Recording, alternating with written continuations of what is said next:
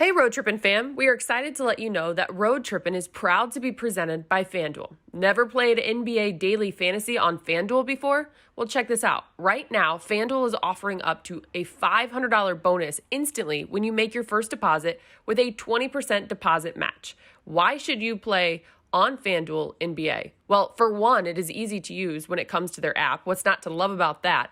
But also, for example, they offer different and unique contests across sports in relation to your skill level. Oh yeah, and get this. You can play for big prizes, single game contests for the biggest national matches, and enter contests for as low as 5 cents. That's right.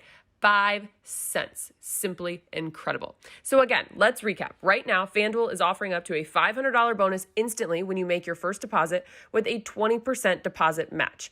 Enter URL fanduel.com/roadtrippin to play now and get your deposit bonus. That's URL fanduel.com/roadtrippin so they know we sent you. FanDuel, more ways to win.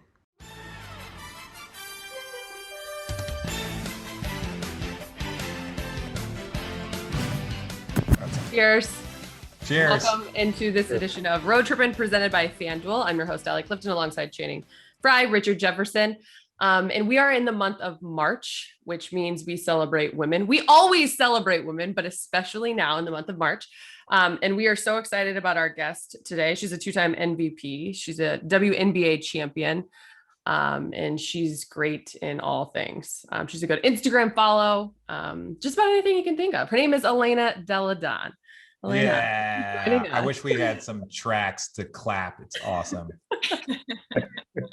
Elena, how are you? I'm doing great. I'm very excited to be on with you all.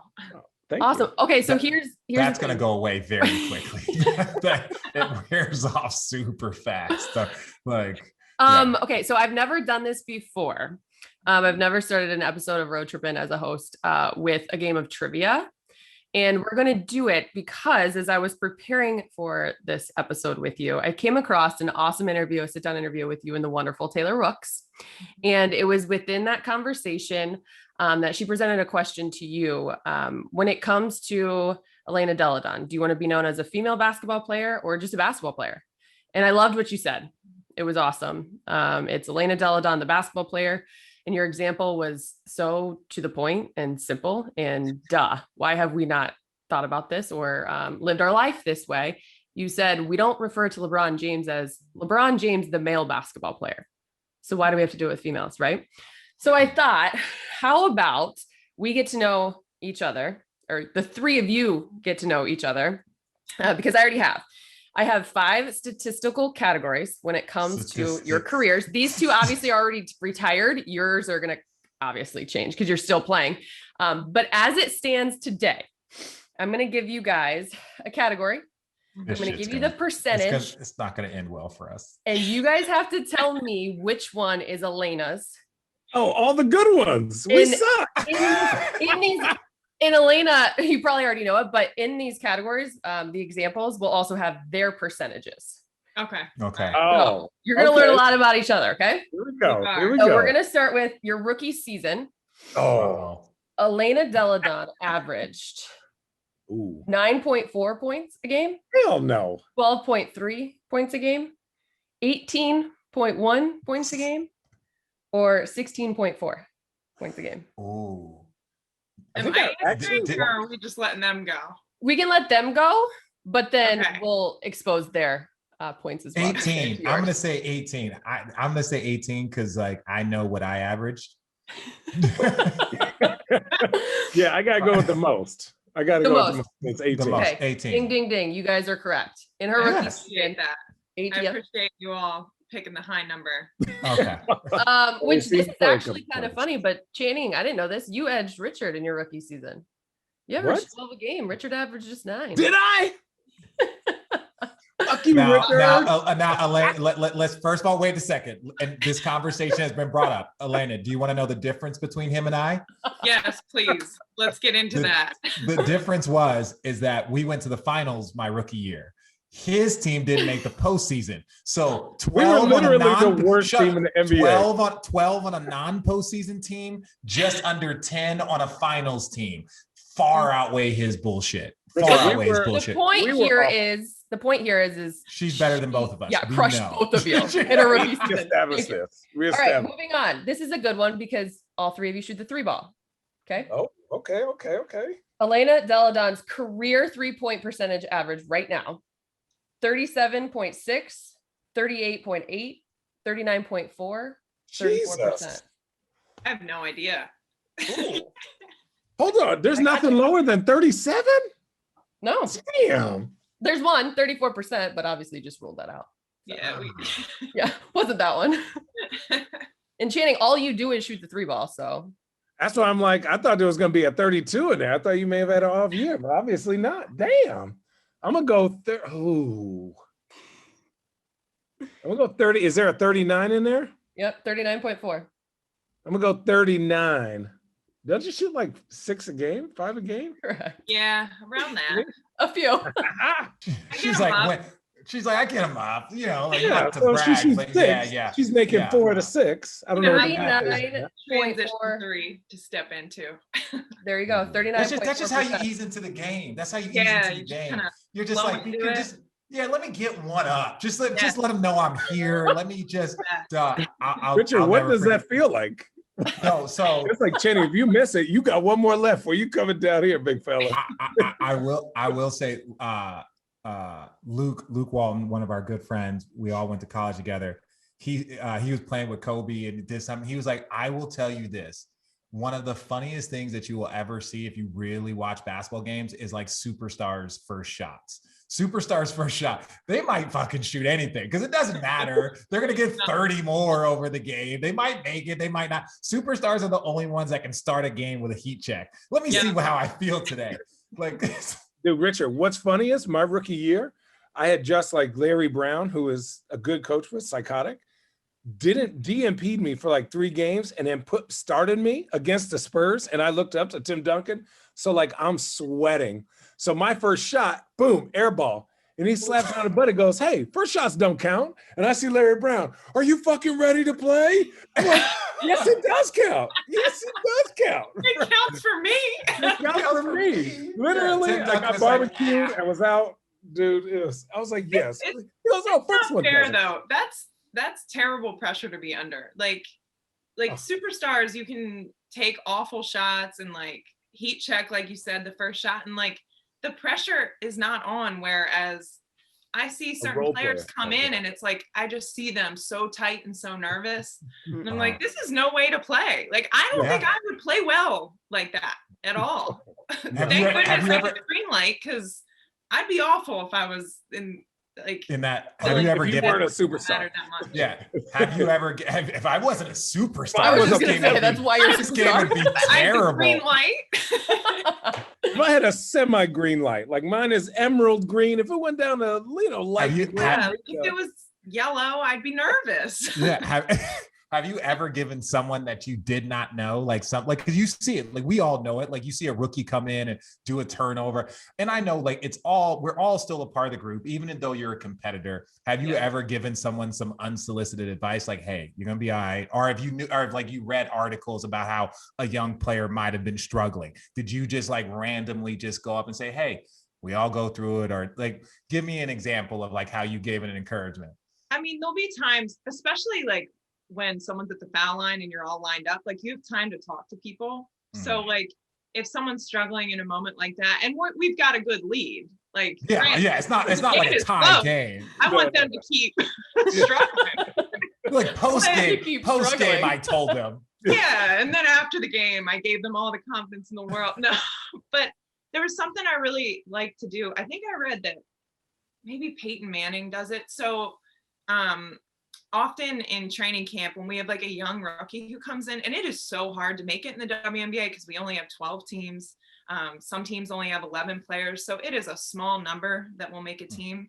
So anytime we have rookies who come along and then unfortunately get cut, I try to either reach out to them or write them a letter. I prefer to write them a letter so they can like really read it, think about it, and look towards it, just to give them confidence and hope. Like, this isn't the end. Like, you were great. You're in a learning curve. This is one of the hardest leagues to make it in because there just aren't many spots. So those are times I try to really uplift a rookie who might have a great career overseas or might even make it in the WNBA in a couple of years. So that's something I try to do. But yeah, if it's a close game though and someone's struggling, I'll talk to them after the game and give them some confidence. I want somebody to write me a letter. I was just going to say, my God, that is like amazing. Nice. I feel like you put the people wax don't do that anymore. Too. Do you do that? People don't write letters anymore. So yeah, they don't. I don't know. I try to get old school sometimes. Can I be vulnerable here? Can I open up and be please, vulnerable? Richard. Oh, jeez. Thank you, Channing. I appreciate you allowing me to be. I think writing letters would awesome. I would write more letters, but I kid you not, I don't even write fucking cards because my penmanship is so terrible. My spelling is so awful. You go to write it in a fucking pen and it gets even worse because you can't. This is a real thing. Can you actually write every letter of the alphabet in cursive? Yes. No, that is a lie. Show me a Q right now. I could look. First of all, go ahead. Can you do capitals too? Oh, like no. Now I am 40. So you have to understand that like, that was like, and again, it got phased out over like 5 years and 10 years. And as more people started typing, but I'm still weirdly, maybe one of the last generations that had to do that. Like, you know, that's just true. I'm one of the last generations that like, I had to like pass cursive in 2nd grade. So did I. Like, and I'm 33 and I still don't know. You're 7 years. I'm 31. I'm just saying, like, it's to Elena's point and our point as like, it's so awesome to hear that she picks up a pen or a pencil, whatever, and she actually takes the time to write, because nowadays it's the computer. And it's just so easy to like do that. And there's not a lot of thought that I feel like sometimes go into that. It's just the gesture and what's behind that. That's it's a beautiful gesture. And I wish that I had the mental capacity and the penmanship and the spelling ability to do it. I really wish. I'm just missing all like 3 of the 4 components that are needed to write a letter. I don't have. My humor doesn't really translate to letters. Yeah. Jenny, you should leave voicemail. In quotes, just kidding, motherfucker. Like, okay, you were trash and got cut. And then at the end of the letter, this was all made in sarcasm. Just use my voice. That's amazing. Okay, back to trivia. Okay. Because that one, Elena, again, crushed you guys as well. 3-point percentage. Well, yeah. This one kind of goes to what you were just saying when it comes to the free throw line. Are you going to reach out and say something? Free throw percentage for the career and where Elena is right now. 76.8%, 82.2, 93.8, or 89%. Oh, aren't you 89? Born in 89. Oh, you're as old as she's me. 80s You're as baby. old as my brother. You're She's an an 80s. Hey, we're 80s babies. 1980 just made the cut. It's cool. 80s baby. It is said that she might have the best free throw percentage in all of sports. 93%. Or in all of sports, in both men's and women. 93.8. Just say basketball, Allie. Just say basketball and all of Thank you. You're getting to my point. Yes. Thank you. But Channing, actually, you are 82% for your career, Channing. That's impressive. No, I don't only get fouled once a year. Yes. Have you ever seen them by the basket? Near the paint, right? I don't go nowhere near the paint. My thing is, but that's actually harder, Channing, because if you only shoot 2 free throws a game, like it's actually more difficult. No. Yeah, that's brutal. Because if you miss 2, you're fucked. I had like exactly. Out of time. I can't move like that. After my rookie year, I said, this is too much. This is too much movement. Let me just stand here. Somebody else get me open. Yeah, I'm the best spot-up shooter on the team. Let me do me. I just became a specialist. You know, I'm like a gelato. I'm like your favorite gelato store on the corner. You're like, do I want gelato all the time? No, but when I do, I really want it. Okay, I had 2 categories left, but you guys got to my point, so we don't even need to look at them. I love Elena's point of just wanting to be known as a hooper, as a basketball player. I think it's awesome. It's the same rules. It should be. It's not like baseball and softball, right? It's basketball. It's all the same rules. It's like soccer. You know, you have obviously the women's league and the men's league, but it's all soccer. Randomly, because I play beach volleyball, it's the same. Like when you talk about like 2 pairs in beach volleyball, men and women, you can compare an actual block percentage, or you can compare a kill percentage. Like it's just a kill percentage 2 versus 2. Mm-hmm. There is no difference. So no, I agree. I think part of having these conversations is also helps us kind of change and tweak the narrative. So I'm on board. We're just gonna call them basketball players. And my internet froze because Nope, you're good. Oh, you were back for a second. I was wondering, I was like, is that me or No, you? it's always moving Richard. my mouse around? Like, No, it's always Richard. It's His always excuse and is, it's always "I'm by me, the and it's beach." only when we do road tripping. It's like I can do 100 Zooms for ESPN, but the minute I do my own shit, it's like, yeah, fuck you. Here's a question. So like I was thinking we were talking just You were about like thinking? rookie years. Yeah, I know. Shocking, the coffee hit pretty quick. So like my rookie year, there were guys that I was like, watched in college. I was like, you know what? I think I can give this dude a bucket, and then realized, damn, this dude is barbecuing me right now. Did you ever have that moment where you were like, okay, I'm a torch these girls, and all of a sudden one of them got your ass? You were like, okay, mad respect. I was like, ooh. So it was with Tamika Catchings. Like, Ooh. I loved Tamika. I watched her whole career at Tennessee, and then I loved watching her at Indy. She's just always a player I tried to kind of model my game after. Loved her on and off the court. But like when I was a rookie, she was starting to get older. So I was like, I got this. God, I did not have it. She was the strongest person I have ever come across. Like, she is the reason why my off season after my rookie year, I was in the weight room constantly, because she just gave me a forearm and I like, boom, splat onto the floor. Like, I was exhausted by the second quarter playing against her. I had nothing in the tank. I was awful, absolutely awful. So that was one of those moments. It was like, I don't know if it's like old woman strength or she just has always had this strength. I gotta get something. Richard, was that when Jordan gave you 40? When he was 40? No, but I do remember hearing those sounds, like when you hit the ground and you make this like whistling groan, you're like, that would you're like, I'm okay. Yes. Did she just have nothing, like you're deflating?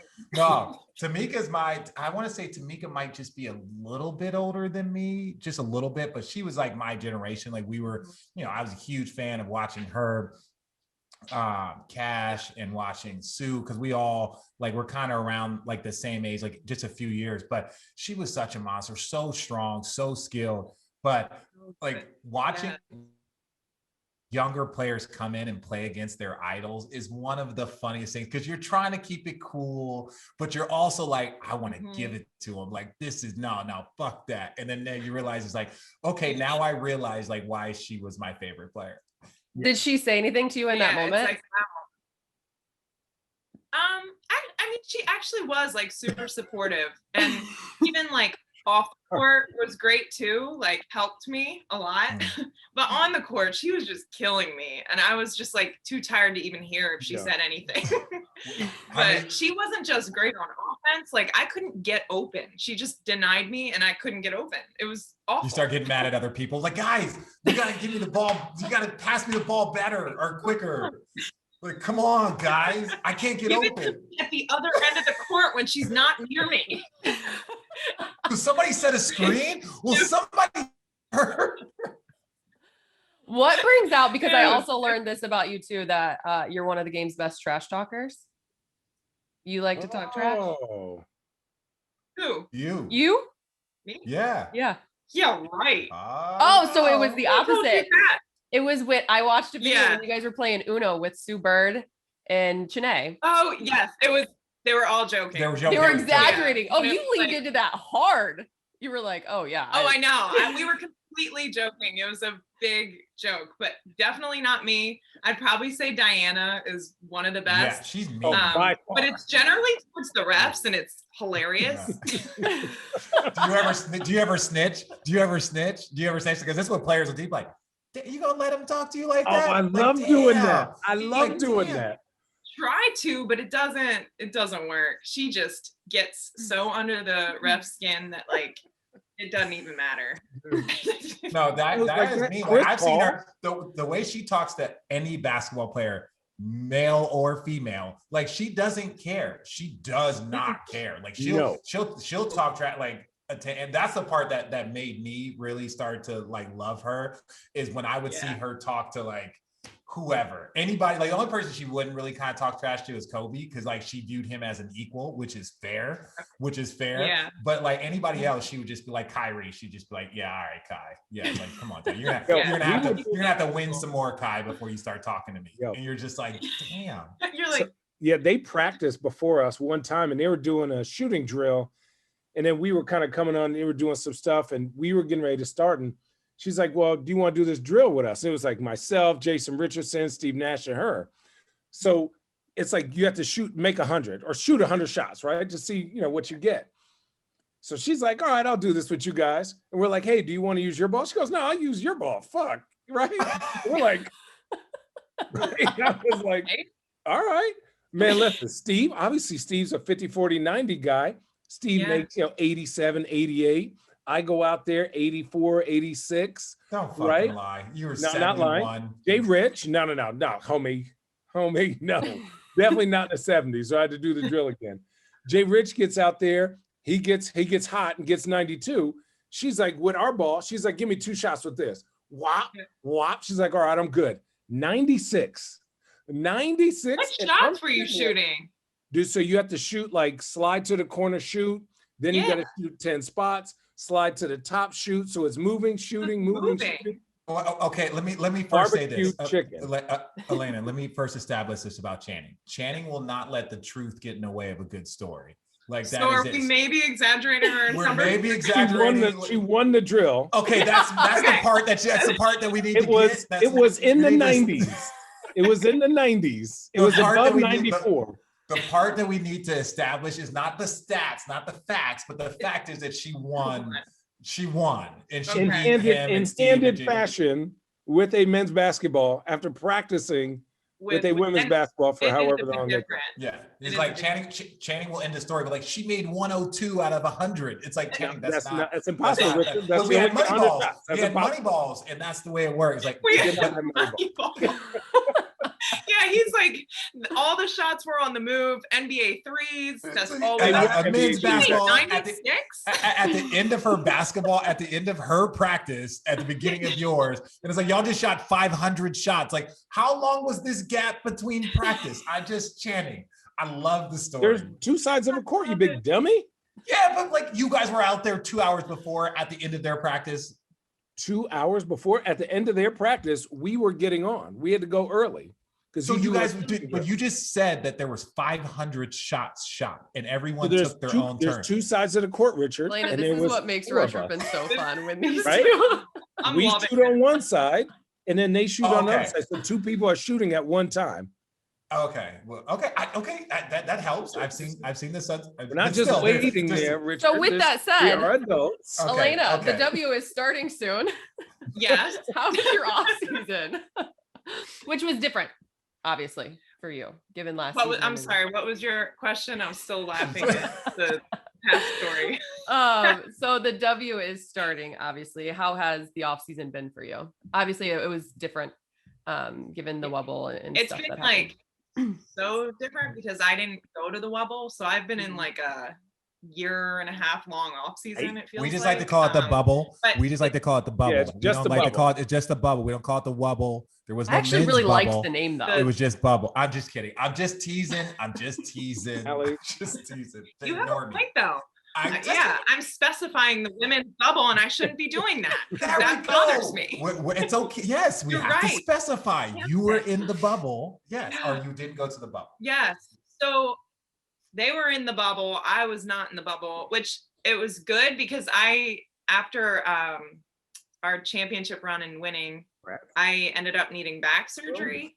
And with back surgery, they'll give you a timeline, but I have learned that those timelines for backs are not the same as like thumb surgery, which I've had before.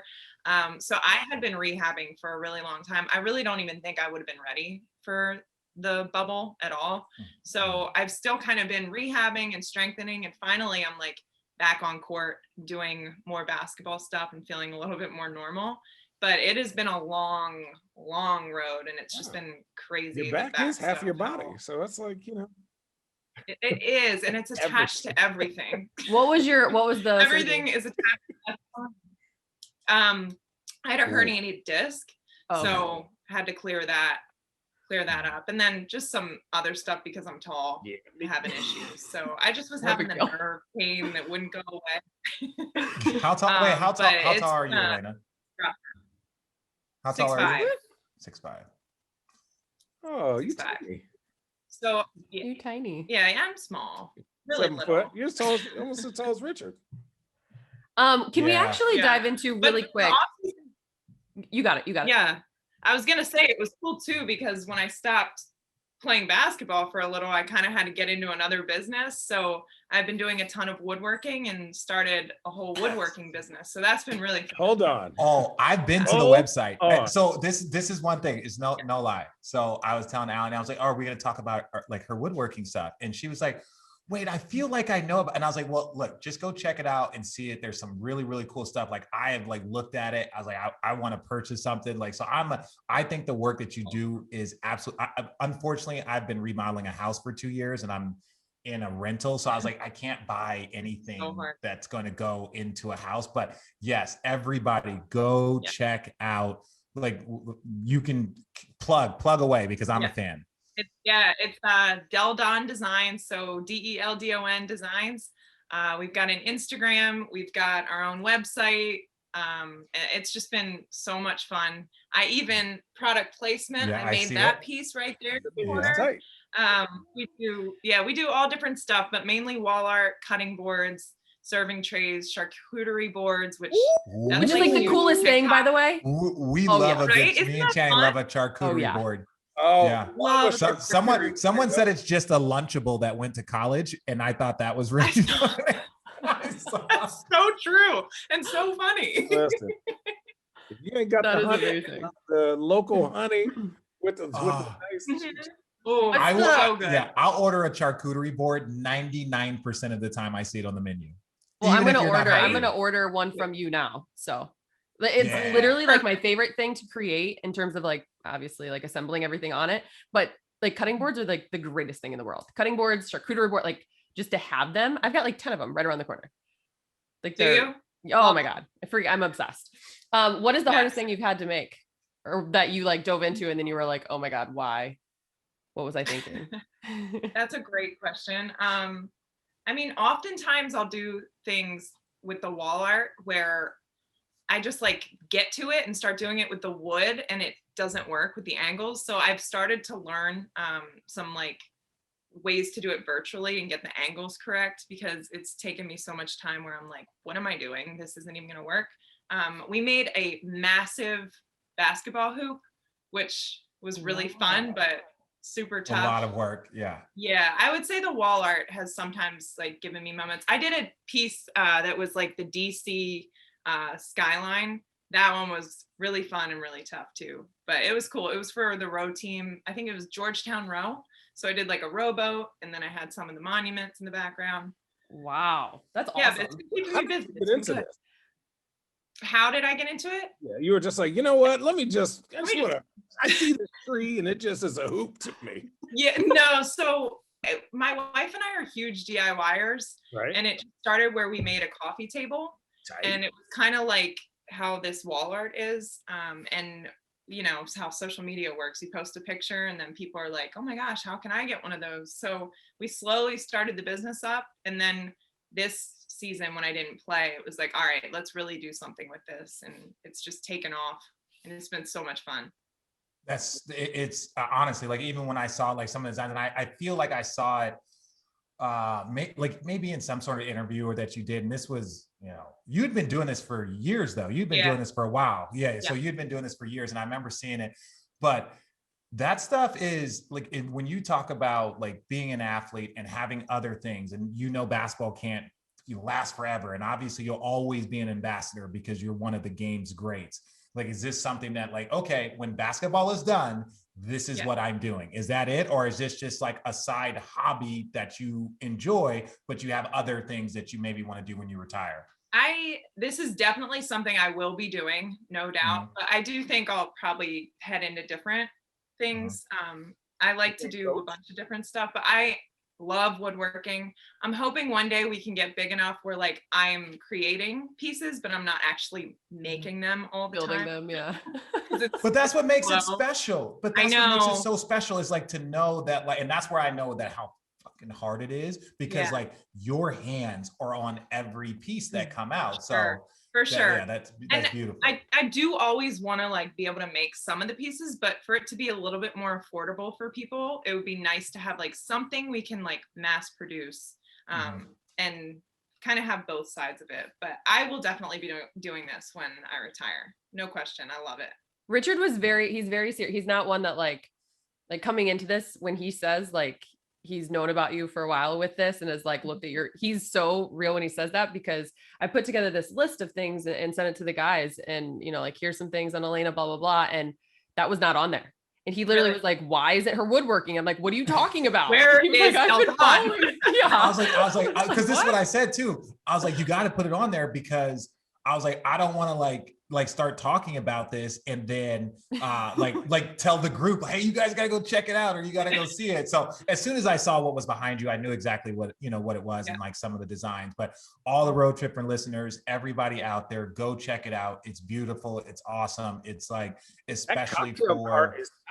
He's looking at it right now. Like that, huh? Now you're on there. Oh yeah, I'm on there. Listen. Yeah, the cocktail card is What monster. can I order right now? Yeah. Oh yeah. Oh, you're gonna get some orders. But no, that's cool. And that's what's been for everybody. And one of the things that I like to encourage all athletes, even if we have younger listeners, is just, you know, Channing, when he retired, he jumped right into doing his wine. And both of us started doing broadcasting. Like you see what you're doing. Yeah. It's really cool to see other athletes doing things like yourself that are like off the beaten path, but you have amazing talent when it comes to, I took chorus instead of shop because there were girls in it and you didn't have to design anything to get a grade. So there was like the 18 girls are doing chorus, or 8 of my buddies that I play basketball with are doing shop. I'm like, I'm going to go hang out with the girls. So I never took shop. Yeah, I never took shop. Yeah. Channing, I love wine. So, you know, if we want to trade off on a charcuterie board with a little wine. Oh, what you need? Don't start. I'm looking into getting into the wine thing. I'm gonna have to talk to you about that. Please, I have great advice, because it's been an interesting journey. And then as an athlete, like, where do you get your grapes? How often do you want to make it? How are you going to scale? What varietal? You live on the East Coast, so it's like varietal's a great word, by the way. Yeah, it's the right word. super fancy. You would have like, you know, you might go with like a Riesling with cooler climates, and then you may source your grapes, but blah, blah, blah. How about you practice your own vineyard? No, so we actually do, so we hire out different winemakers and do collaborations with them. So I didn't want to I don't want to use the word stuck with one vineyard because of the fires this year through the West Coast, through Napa and Sonoma Coast and Oregon.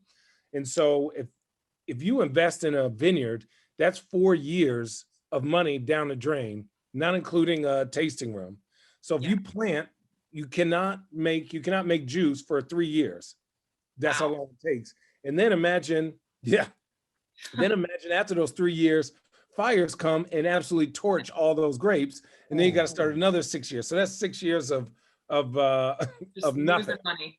Investing in money. And having a vineyard is nice. Eventually I would want one, but just to source grapes from, and we would have a separate place that has where we sell wine that is not at our vineyard. It would be like somewhere more conducive for foot traffic. Okay, yeah, which makes sense, because not everybody gets out to the vineyards, but it's like it's an experience. It's nice, but it's hard for me to compete with that when people have backing of like Louis Vuitton and Opus One and, you know, Camus and these big companies. They're putting $5 and $6 million tasting rooms there with, and they're, you know, getting the source grapes from all over the world. And there's little me, you know, making, you know. Oh yeah. A little old Channing. Are you gonna go do would you do a brick and mortar store? Would you do that, Elena, where you just have like a store? I'm not talking about your ass, Channing. I don't give a shit what you're doing. I was talking about Channing, actually. I was like, that's a great idea. Genius. I would love to do that. We just would need to do a little better on production. Like right now, it's like we get an order, we make it. Like we need time to actually make more. Yes. And have some inventory, but certainly that's in the future. What do you think it's going to be like as you start to play again? And then that's what my wife is like, what am I going to do when I lose my other woodworker? Like it's just the two of us. So 50%. Wow. So, and this is why you need to order now, people. You need to order now. Hurry up and order. Yeah, order now before they scale up. And not saying that she's always going to make pieces so that there's portions of it that are handmade. Random thought. Can I say a random statement that makes me think? Like when I went to Rome, they were saying that like, oh, Michelangelo or whoever it was that was doing all the sculptures. They were like, well, he didn't sculpt all of it. What he would do is like other sculptors would sculpt like 90%. And then he would come and do the finished touches. That's why he has so many pieces. One of these can take months, can take a year to do like a sculpt. They're like, no, he would do the finishing touches. He would do the smoothing out. So it wasn't him doing all the sculptures. It was like they had a team of people. They were generating it. They did most of it. And then he would come in and finish it. And then it was considered his product. So, that's a good idea. Yeah, a random thing that I just found out and I thought I'd share with people that won't care about what I just said. Kind of like what you do in wine, right? Yeah. Somebody picks it, they keep it.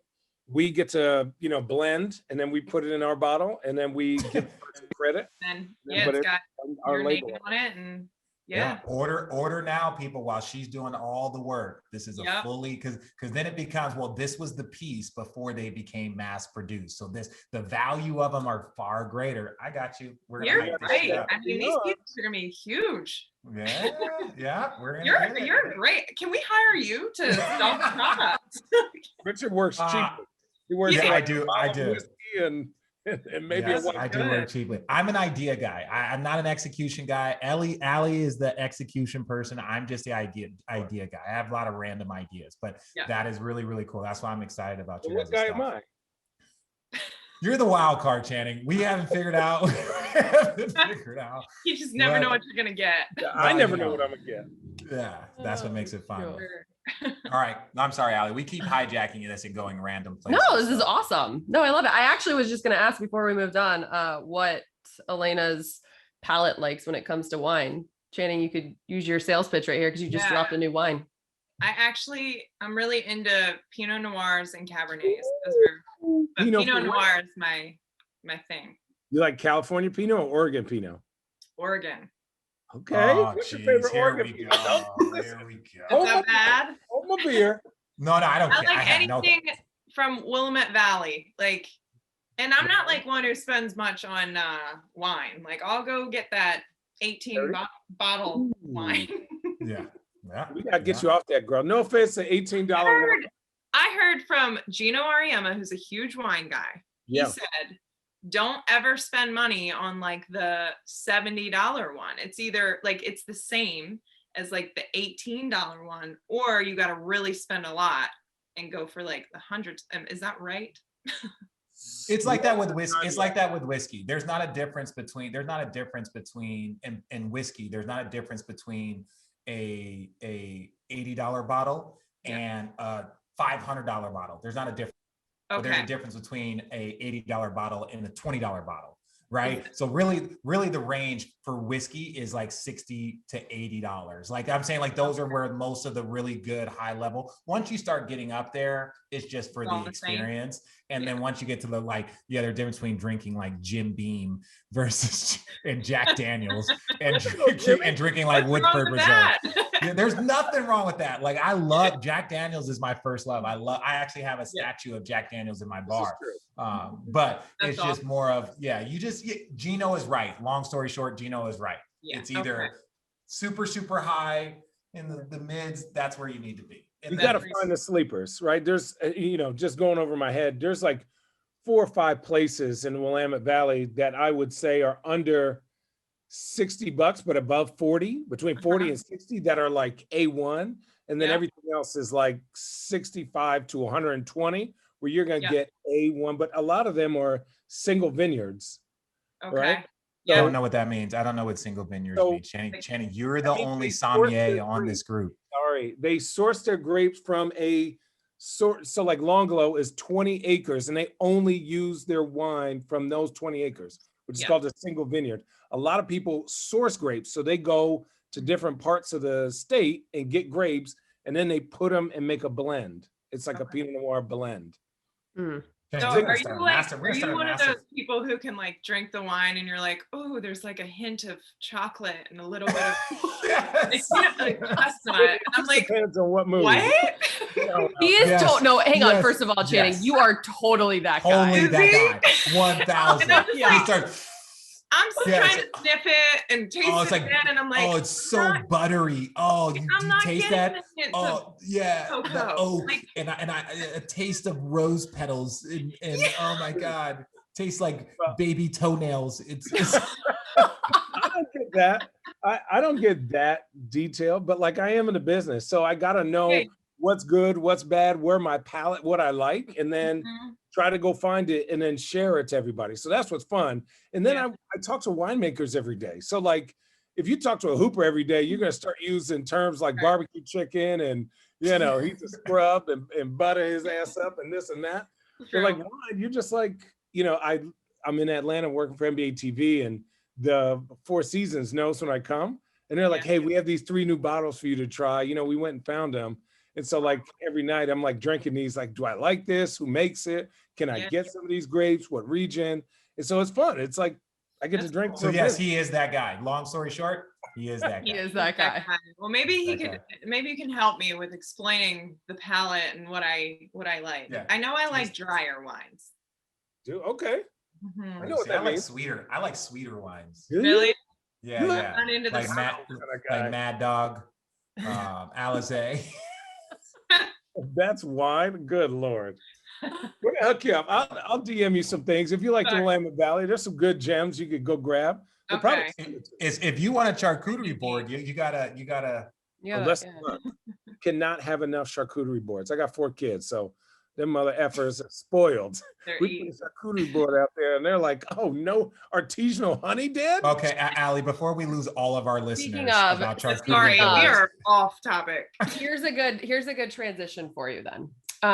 Channing has 4 kids, 3 of which are girls. He has 3 little girls. One, Margot, is I feel like reaching that age. She's getting into sports, right, Channing? Yeah. How old is Margot? 8. 8. So given that we are in the month of March and we're celebrating women in sports, what is your advice to the young ones, to the young girls that are looking to make it, looking for a reason? What's your advice? For me, the first thing is like, are you passionate about it? Because whatever you do, like, especially not just sports, like business, whatever your career is going to be, like, you have to be passionate about it, or you're not going to be able to put in the time and the effort that's needed to be great. So that's number one. And then like start looking to female athletes too. And I know we don't want to say male and female, but it's okay. It's fun to see like women who are absolute badasses, and it's like, wow, like that can be me. And I know that the professional athletes, it's a very, very small number, but just even getting involved in sports and being a part of a team, trying to attain your goals, falling down, maybe losing, getting back up, like those are so many incredible lessons that you can learn through sports that will take you into whatever avenue you decide to go to in life. Like, I'm not always talking to young ones like, and then shoot 1,000 shots a day and do this. Like, no, it's really not about that. It's just about like the dedication you have to something you're passionate about. And that might not mean you get to the WNBA, or you might not be a professional volleyball player, but doing that and being that dedicated and being a part of a team and learning how to work with people, that's the part that sports is something so great that hopefully everybody is a part of and does. How hard was it for you, or was it at all, to find your voice and like be confident in speaking out and obviously being that voice? Yeah.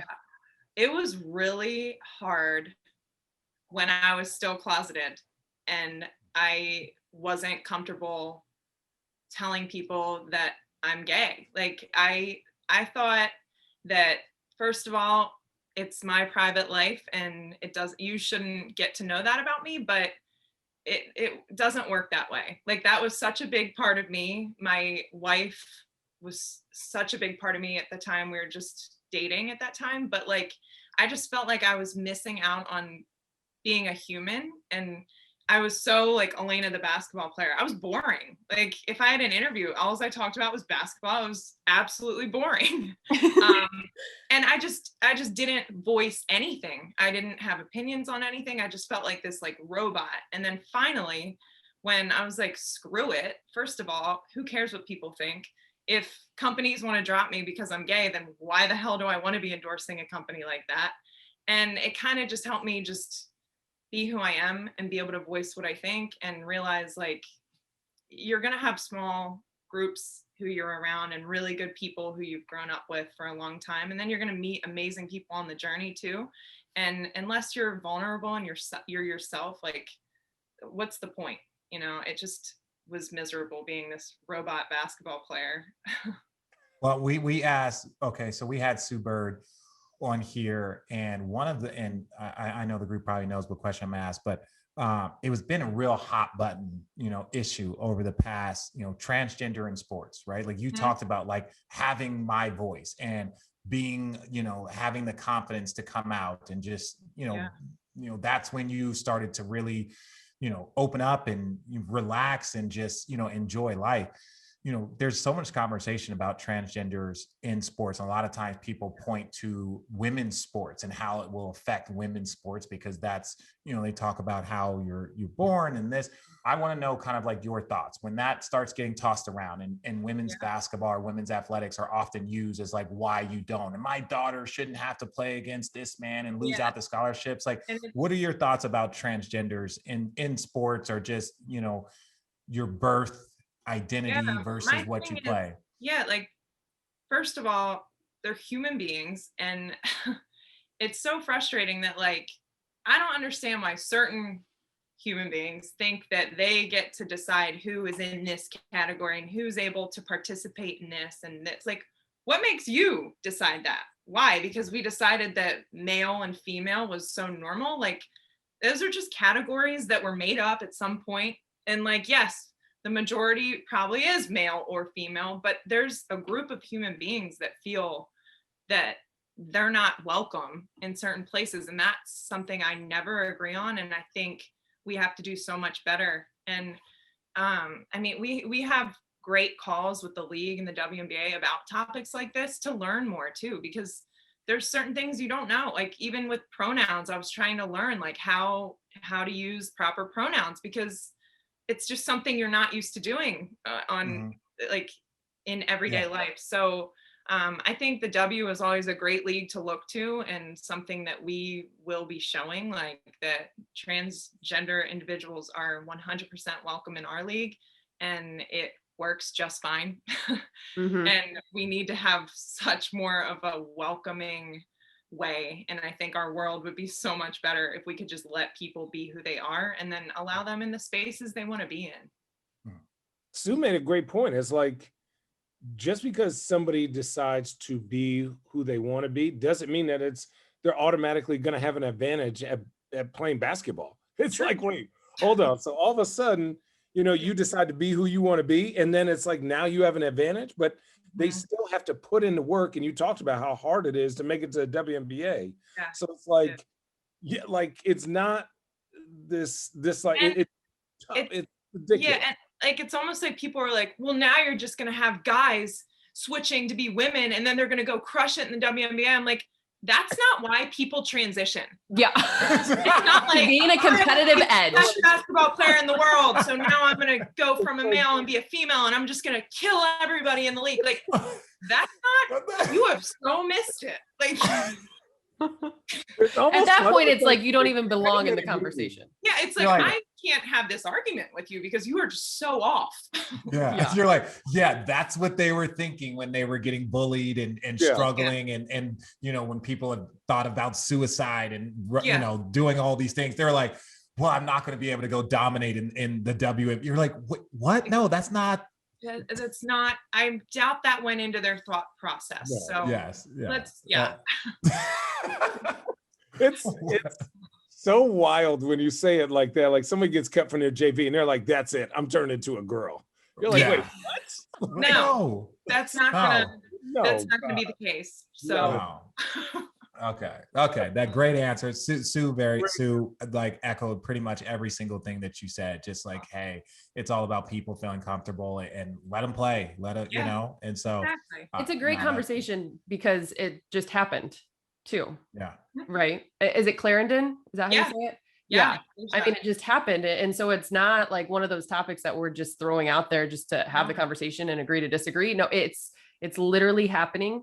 And I feel like a lot of what we're just dealing with as a whole, you think of the last year, especially, and the W has been so good at being proactive and always out in the front, no matter what it is, but with social justice, you know, being able to have that voice and feel comfortable and get ahead of it, but being informed. Exactly. And that's what I love about our league. Like these calls that we can hop on and speak with people who have gone through a transition, and it's just great that we're like also able to be educated and learn and grow together. Well, and the thing that I like most about it, you know, is that listen to the people it impacts.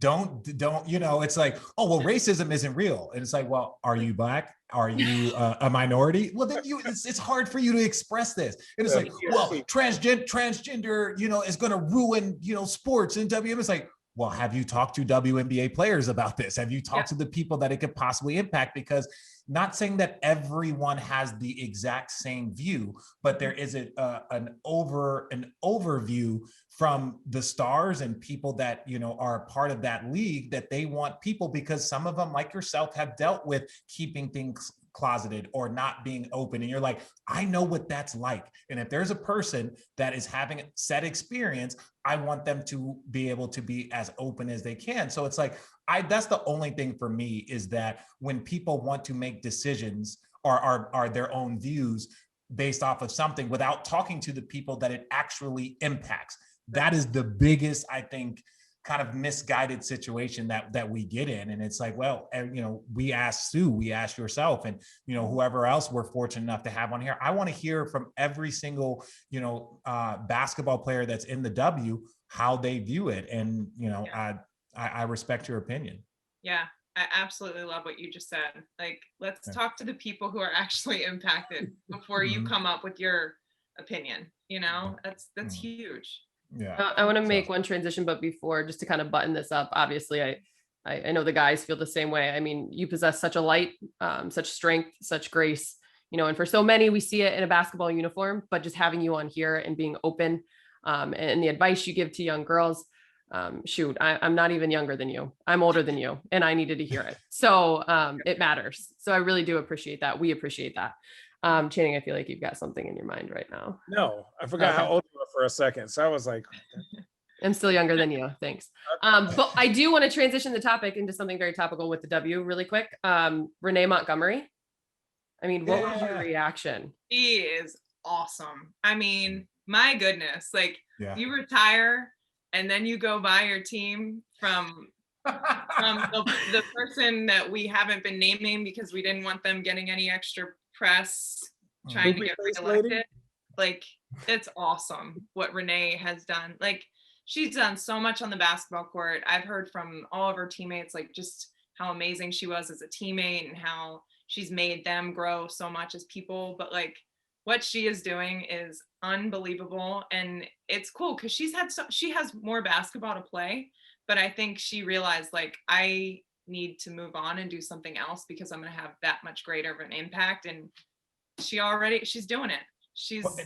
That was the part that was crazy. I was like, when I saw that, because I know in the NBA, you're not allowed to like have an ownership stake while you're a player. And I was like, wait, if she just retired. Like, that's like, she can no longer, like, look, now I know the opportunity that is in front of an individual, but like, think about like to just in the middle of your career, not only take a year off to focus on this, but then to have this opportunity presented. And you're like, oh, I thought like, I'm not going to speak for her, but it's like, she might've been like, I'm going to take this year off and just focus on this. I'll come back to basketball. But then another opportunity and another door opens, and it's like, you're not going to be able to play in the WNBA again.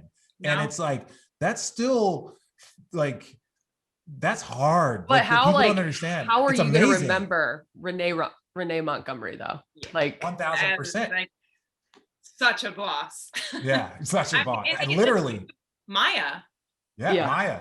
Mm-hmm. Maya was peaking. Like she had so many more years to play, probably many more championships to win. And but look what she's done. Like so much more than what she ever could have done in the basketball court. And she could do a lot on the basketball court. She could do a lot. She can do a lot. She can do a lot. Beating my ass on the basketball court. She was standing in the way of a championship. She's so nice and so humble and so just kind of, just amazing. And then she gets on that court and you're just like, here we go again with this shit. Yeah, no, I know. That's amazing. Yeah, I got nothing else. You're awesome. Thank you so much. I know. I feel like there's so many other things because you have your hands in so much. Is there anything like we forgot or that you want to push? Let's plug. Give us something to plug. Yeah. I feel like we plugged the woodworking. We talked about so much and went off of basketball, but came back to it. You guys are amazing. Oh, no, you're gonna come back on. I'm gonna do what my agent's doing on your next one that you're recording, just so I can listen to you guys. It's well, you get. But this is the cool thing is you get the unedited because there's always edits. Because like I said, we people are always like, will you drop the unedited episodes? And I'm like, no, we can't. we cannot. But that's what's so fun, man, and why. When we first started doing this, we would do so many edits because people would come on and once you're comfortable, say whatever you like, say you whatever. And then we try and protect and make sure that only the content that is positive for everyone involved gets out. And so, that's how you get the good stuff too. But thank you all. This was awesome. Come on again. Will you come on again? Of course. Awesome. Anytime. Awesome. Anytime. Yeah, we'll have some fun. Next time we'll really make sure, drink though. Yeah, I was gonna say we'll make sure Channing gets you his wine. Yeah. Yes, and then we'll cheers.